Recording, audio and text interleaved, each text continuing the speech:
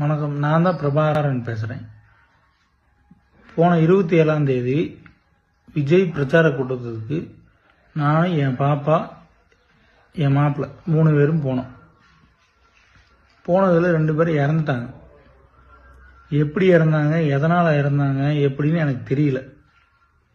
அதனால் பார்த்தீங்கன்னா நான் சிபிஐ விசாரணை வேணும்னு சொல்லிட்டு நானாகவே பார்த்தீங்கன்னா தான் கேஸ் கொடுத்தேன்.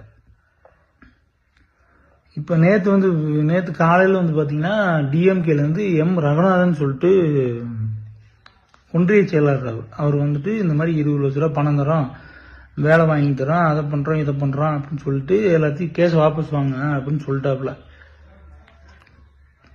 நான் சரின்னு சரி நான் கேட்டுட்டு நான் சொல்கிறேன் அப்படின்னு சொல்லிட்டு அனுப்பிச்சி விட்டேன். இப்போ பார்த்துட்டிங்கன்னா காலையில் நியூஸில் இந்த மாதிரி போகுது. பிரபாகரன்றவர் இந்த மாதிரி கேஸே ஃபைல் பண்ணல அப்படின்னு சொல்லிட்டு போகுது.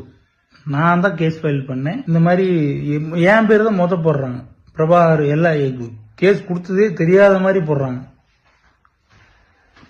அதனால இவங்க இந்த மாதிரிலாம் பண்றவங்க வேற என்ன வேணாலும் பண்ணலாம்.